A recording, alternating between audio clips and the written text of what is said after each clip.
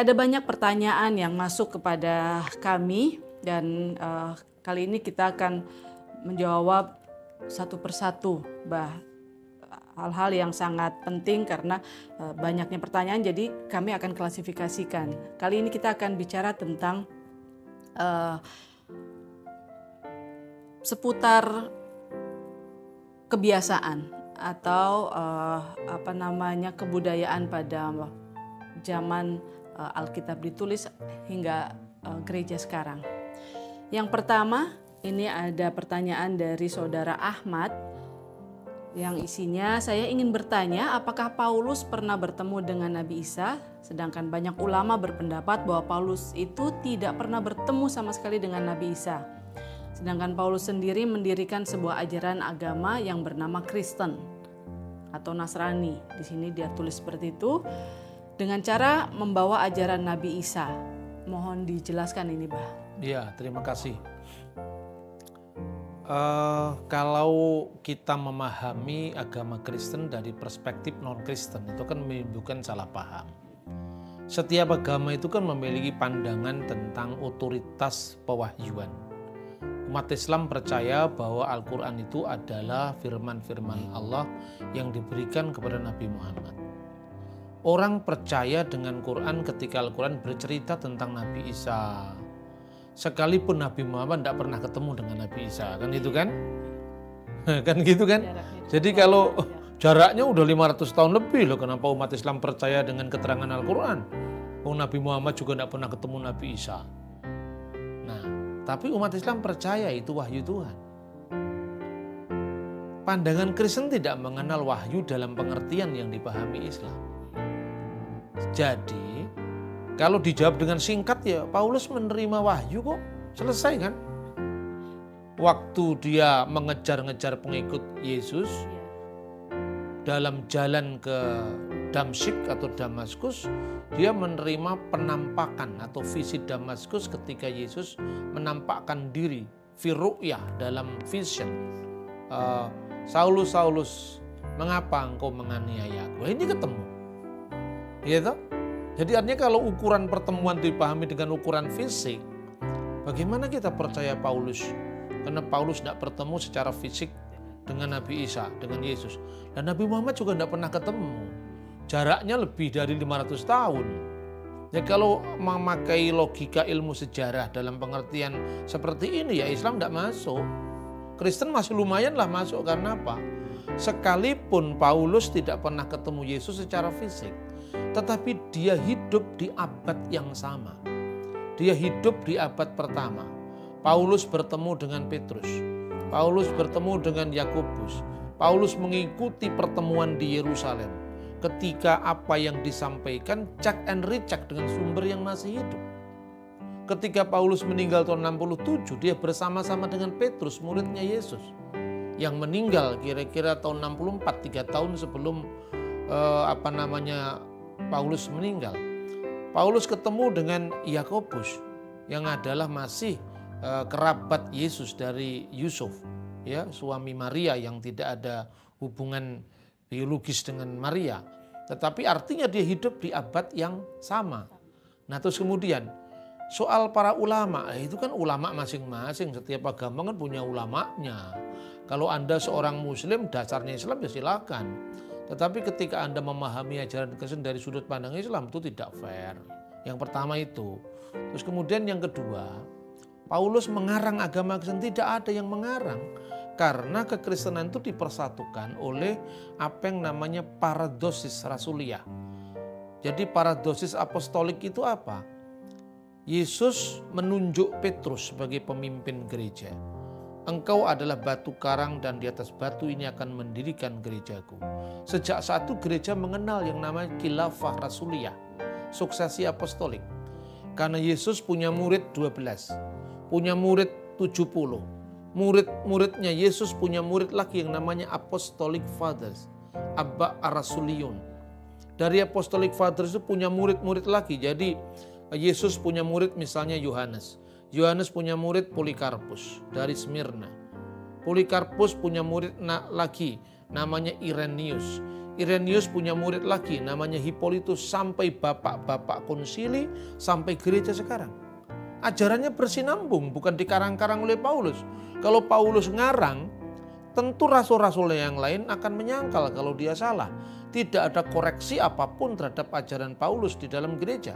Karena ajaran Paulus adalah ajaran Yesus yang dikontekstualisasikan dengan pembaca atau audien yang bukan Yahudi. Maka kemudian dikenal semacam pembagian tugas bahwa Paulus adalah rasul untuk orang-orang yang tidak bersunat, artinya orang-orang Gentile, non-Jewish. Sementara Petrus dan sebagainya dia berbicara kepada orang-orang Yahudi. Jadi nidamnya, sistemnya sudah clear dari abad pertama, dan ada bukti-bukti sejarah. Misalnya, ajaran yang menyangkal Paulus itu baru muncul pada sebuah sekte namanya sekte Ebionit. Sekte ini pecahan dari gereja Yerusalem. Jadi banyak orang salah mengerti. Ebionit itu bukan Kristen mula-mula, tetapi dia sekte Kristen Yahudi yang muncul dari sekte sebelumnya namanya sekte Nasrani. Jadi seringkali orang disebut Nasrani. Itu tidak tepat. Kristen itu Kristen, Masihi bukan Nasrani. Nasrani itu sebutan Islam tentang kekristenan. Nasrani itu adalah bagian dari sekte Kristen Yahudi. Dan itu tidak mewakili seluruh kekristenan. Kita jangan mau dong disebut Nasrani. Kita bukan orang Nasrani. Kita orang Kristen. Orang Arab, Abuna Hadratak Masihi wala Nasrani. Masihi, ini saksi mata. Ini orang Arab, Kristen, ya orang Mesir, Anda Masihi, bukan Nasrani. Nah, jadi jangan mengukur agama orang lain dari ukuran Al-Quran, karena Al-Quran bukan kitabnya orang Kristen, itu kitabnya orang Islam. Terus kemudian ketika rasul-rasul itu punya murid lagi. Muridnya Rasul Yohanes namanya Ignatius dari Antioquia. Al-Khidis Ignatius Al-Antoki. Dia dari Antioquia. Dia nulis satu buku, 7 surat kiriman sebelum beliau ini meninggal sebagai seorang syahid, mati syahid di kota Roma tahun 107 Masehi. Dia nulis surat kiriman tidak bermasalah dengan Paulus. Muridnya Yohanes yang dipertentangan dengan Paulus tidak bermasalah dengan Paulus. Jadi dasarnya jangan opini, data sejarah. Clement dari Roma.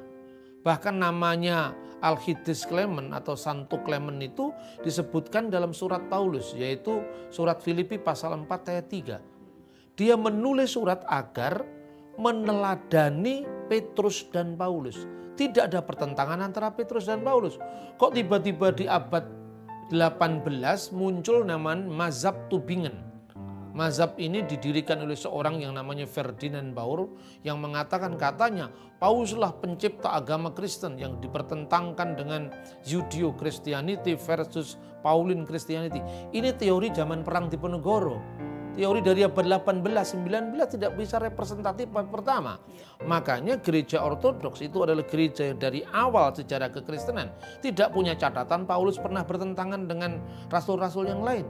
Juga catatan Polikarpus. Dia menulis tentang Paulus. Dan Paulus itu dihormati, tidak pernah disangkal sebagai pencipta ajaran agama Kristen. Jadi saya kira itu jadi pola pikirnya. Terus yang terakhir harus saya katakan kepada teman-teman muslim, silahkan membaca tafsir Ibnu Katsir. Silahkan membaca tafsir Al-Maroki. Silahkan Anda membaca tafsir yang kecil itu, tafsir Yasin Al-Hamami, karya Syekh Hamami Jadah. Paulus diakui di sana. Jadi ada nama Paulus. Ada nama Paulus. Jadi utusan dari surah Yasin itu, 2 utusan Nabi Isa itu dalam tafsir Ibnu Katsir itu disebutkan namanya adalah Yuhana wa Sam'un. Ya, disebutkan ismu Rasulain al-awaliyin Sam'un wa Yuhana wa ismu Tsalits Bulus. Jadi rasul yang pertama diutus ke Antioquia yang pertama adalah Simon Petrus dan Yohana, dan nama ketiga adalah Paulus. Jadi tafsir Bulus ismu Tsalits Bulus. Jadi tidak ada masalah dengan Rasul Paulus dalam kitab-kitab pesantren. Sebentar, Mbak. Bulus itu beda dengan bulus dalam bahasa kita kan? Beda, bulus bahasa kita itu kan penyu.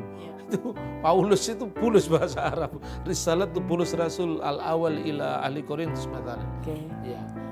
Ya, ya, jadi jelas bahwa kekristenan itu bukan agama Paulus. Bukan, ya memang ajaran Yesus. Iya, menyambung yang tadi Bapak singgung tentang surat-surat kiriman, Bah. Ini ada pertanyaan juga ini tentang surat-surat kiriman. Di dalam surat-surat kiriman ada kewajiban bertutup kepala bagi wanita ketika sembahyang. Tapi di gereja-gereja sekitar saya, ini pertanyaan Saudara Bambang Budianto, jemaat wanitanya tidak bertutup kepala, bahkan pakai rok mini. Nah, gimana ini Pak? Padahal saudara-saudara perempuan saya yang Katolik di Temanggung, Jawa Tengah, apalagi biarawati, mereka pakai rok panjang dan pakai tudung kepala mirip Muslim. Juga pertanyaan yang senada, saya dari Saudari Nurhayati Siregar. Shalom, saya mau nanya, mengapa kita orang Kristen tidak berkerudung padahal zaman dulu perempuan-perempuannya memakai kerudung? Begitu juga pertanyaan dari Saudara Lutan yang juga menanyakan tentang kewajiban wanita berjilbab. Bahkan ini Lutan menanyakan tentang tugas menjaga itu manusia juga merubahnya manusia, kata Lutan. Dapat juga dosa Tuhan melarang tapi manusia banyak berbuat dosa. Dalam Injil diceritakan Isa Al-Masih itu disunat. Jadi nanti Bapak bisa jelaskan semua ini. Wanita berjilbab, makan babi dilarang, minum alkohol dilarang. Tapi mengapa umat Nasrani melanggarnya? Maaf karena saya ini sedang mencari kebenaran, katanya. Oke. Ini banyak sekali pertanyaannya. Yang pertama tentang kerudung. Kalau ada orang Kristen ke gereja pakai rok mini itu tidak ada di Alkitab. Itu adalah penyimpangan dalam praktek, ya kan? Terus kemudian kalau kita jadikan itu sebagai alasan untuk ini representasi dari agama Kristen, ya itu nggak bisa. Karena itu bukan ajaran Alkitab. Itu mestinya pabrik kain harus memberikan kain yang lebih luas supaya tidak mini-minian. Jadi itu praktek, itu penyimpangan, Bu. Ya itu dampak daripada modernisasi.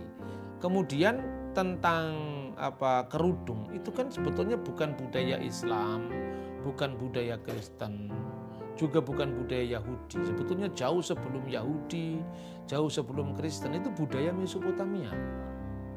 Anda bisa membaca di Undang-Undang Hammurabi. Kira-kira tahun 1700 sebelum Masehi. Sudah ada kerudung di sana. Dan kalau Anda membaca Alkitab, kisah yang sangat terkenal itu kisahnya Yakub yang mengingini putrinya Laban, yaitu Rahel. Dia tidak mengerti bahwa yang dijumpai di kemah itu kan dia maunya si Rahel, ternyata Lea. Kenapa dia tidak sampai tahu kalau itu Lea? Dia taunya baru ketika dia di kemah. Karena dia tertutup ini seperti nikab gitu. Itu budaya Mesopotamia. Terus kemudian Yakub protes, saya menginginkan Rahel, kenapa kok Lea? Nah, itu kan cerita dalam kitab Taurat, itu kitab Kejadian ya. Kemudian Laban mengatakan, bekerjalah 7 tahun lagi supaya kamu mendapatkan adiknya. Karena apa? Dalam budaya Mesopotamia, budaya Laban, budaya kami, tidak boleh seorang kakak menikah mendahului, seorang adik menikah mendahului kakaknya. Artinya menurut adat kami, berarti adatnya Laban berbeda dengan adatnya Yakub yang Ibrani, yang Yahudi. Kemudian di situ ditulis ketika keduanya membuat perjanjian, Laban menamakan batu yang dibuat perjanjian, menandai perjanjian dengan Yakub itu Yegar Sehaduta. Apa artinya Yegar Sehaduta? Artinya batu sahadah, batu kesaksian. Itu bahasa Aramaik. Dan bahasa Aramaik itu bahasa Aram Naharayim. Aram di antara dua sungai Efrat dan Tigris. Itu menunjukkan wakil budaya Mesopotamia. Sementara Yakub menamakan Galet, timbunan batu, bahasa Ibrani. Yakub mewakili kebudayaan Ibrani, Laban mewakili kebudayaan Mesopotamia. Jadi termasuk kerudung itu dibawa di zaman itu sebagai kebudayaan Yahudi dari Mesopotamia. Baru kemudian dipertahankan oleh orang Kristen sebagai simbol ketaatan, dan itu dalam Alkitab ada. Dan sampai hari nanti Abuna bisa memberikan konfirmasi bahwa di gereja-gereja timur, orang Kristen pun bukan hanya di gereja Koptik, Syria Ortodok, Rusia Ortodok masih memakai kerudung. Dan itu memang kebudayaan Kristen mula-mula juga. Soal kemudian di gereja Protestan atau gereja karismatik tidak memakai kerudung itu karena dampak dari modernisasi Barat. Saya kira itu soal kerudung. Nanti bisa ditambahkan oleh Abuna John. Kemudian yang kedua soal sunat. Ya sunat itu pun sebetulnya begini. Orang menghubungkan dengan Paulus ini. Paulus menghapuskan sunat ini gitu kan. Yesus sendiri sunat kok. Paulus yang menghapuskan sunat. Di mana Paulus menghapuskan sunat? Anda membaca Alkitab tidak bisa fragmentaristik. Kita membaca Alkitab, saya berikan contoh. Di dalam kitab Galatia, memang Paulus mengatakan Galatia 5 ayat 2. Sesungguhnya aku Paulus berkata kepadamu, jikalau kamu menyunatkan dirimu, Kristus sama sekali tidak akan berguna bagimu. Jangan hanya dibaca satu teks. Teks ini kasusnya apa? Di Galatia itu terjadi menguatnya kelompok legalisme Kristen, yaitu orang-orang Yahudi yang convert kepada Christianity, yang menjadi Kristen, dia memaksakan kebudayaannya itu. Makanya dalam konteks itu kasusnya apa? Titus disunat apa enggak di Galatia? Di teks yang lain dikatakan sedikit ragi mengklamirkan seluruh adonan. Jadi orang-orang Yahudi Kristen legalis ini menuntut kalau tuntutannya satu dipenuhi maka yang lain harus dipenuhi. Jadi menjadi presiden buruk sehingga sedikit ragi mengklamirkan seluruh adonan. Maksud yang dikatakan Paulus itu Kristus itu sudah satu kali menyelamatkan kamu. Sunat itu simbol. Makanya di perjanjian lama sunatnya sunat secara jasad, secara jismi, secara jasmani. Tapi dalam perjanjian baru sunat itu simbolnya diganti dengan baptisan. Sunat menjadi sunat rohani, sunat hati, bukan lagi sunat secara fisik. Tetapi yang dimaksudkan Paulus, kalau kamu menyunatkan dirimu untuk maksud keselamatanmu, untuk apa Kristus menebus dosamu? Jadi itu yang dimaksudkan, artinya sunat atau tidak sunat itu tidak mengandung makna keselamatan. Artinya gereja Kristen tidak boleh memaksakan sunat, tapi juga tidak boleh melarang sunat. Karena sunat itu ada atau tidak ada artinya dalam keselamatan. Tetapi di kasus lain Paulus berbicara tentang menyunatkan Timotius. Kita bisa membaca di Kisah Rasul pasal 16. Paulus datang ayat 1 ke Derbe dan ke Listra. Di situ ada seorang murid bernama Timotius. Ibunya seorang Yahudi yang telah menjadi percaya, sedangkan ayahnya orang Yunani. Timotius ini dikenal baik saudara-saudara di Listra maupun di Ikonium. Dan Paulus mau supaya ia menyertainya dalam perjalanan. Paulus menyuruh menyunatkan dia. Karena orang-orang Yahudi di daerah itu, sebab setiap orang tahu bapaknya adalah orang Yunani. Di sini Paulus menyunatkan Timotius, menyuruh menyunatkan Timotius. Di Galatia karena pertimbangannya berbeda, konteksnya berbeda, kalau Titus disunatkan menjadi presiden bagi orang Yahudi untuk memaksakan tradisi Yahudi kepada orang yang semestinya tidak terikat itu. Jadi membaca Alkitab itu mesti dengan konteks. Di gereja Katolik ada larangan sunat pada abad 14. Tetapi di gereja Koptik masih ada praktek sunat. Sekalipun sunat tidak dimaknai sebagai syarat keselamatan. Itu yang penting. Kemudian pertanyaan berikutnya itu tadi tentang mabuk-mabukan itu ya. Tentang makan babi. Tentang makan babi. Nah pertanyaannya gini, makanan. Kalau kita membaca kitab Imamat ya, kitab Imamat pasal 11, memang babi itu makanan yang tidak kosher. Dan kemudian teman-teman saya Muslim mengatakan, wah kalau gitu Islam lebih dekat dengan Taurat. Karena kami melarang babi. Loh nanti dulu, Anda cuma melarang babi tapi membolehkan makan udang, membolehkan makan belut, membolehkan makan unta, itu juga dilarang dalam Taurat. Jadi persoalannya bukan hanya babi yang dilarang, coba. Babi itu urutan keempat dari yang dilarang dalam Taurat. Kita bisa membaca Imamat pasal 11, tetapi inilah ayat 4, yang tidak boleh kamu makan dari yang memamah biak dan dari yang berkuku belah, unta. Nah, unta dimakan apa enggak? Di Islam dimakan. Padahal nggak boleh dimakan, berarti sama-sama membatalkan dong, ya kan? Kedua, juga pelanduk dimakan. Yang ketiga, Kelinci, ya, sate kelinci dimakan di mana-mana, yang pakai Haji Sueb namanya, yang punya warung. Itu juga nggak boleh dimakan. Baru yang ketiga, yang keempat babi. Babi urutan keempat. Jadi pertanyaannya, kenapa kok zamannya Taurat itu tidak boleh, zamannya Injil boleh? Babi sekalipun boleh, itu juga bukan penting bagi kita. Celakalah, semua makanan itu tahir, kata Rasul Paulus. Tapi celakalah orang yang gara-gara makanannya saudaranya jadi tersandung. Saya tidak makan babi sekalipun saya Kristen. Tapi bagi saya tidak ada urusannya dengan argumentasi teologis. Tapi itu hanya kebiasaan, saya tidak suka saja. Jadi jangan kita merasa lebih saleh kepada orang lain ketika tidak memakan sesuatu dan kita makan sesuatu. Bagi orang Muslim, babi itu haram, tapi sapi halal.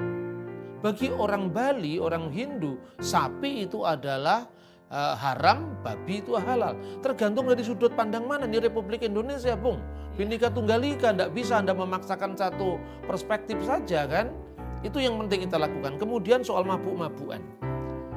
Minum anggur itu lain dengan minum alkohol. Kan tidak semua anggur mengandung alkohol kan. Dan sedikit anggur itu baik untuk pencernaan. Tanya ilmu kedokteran.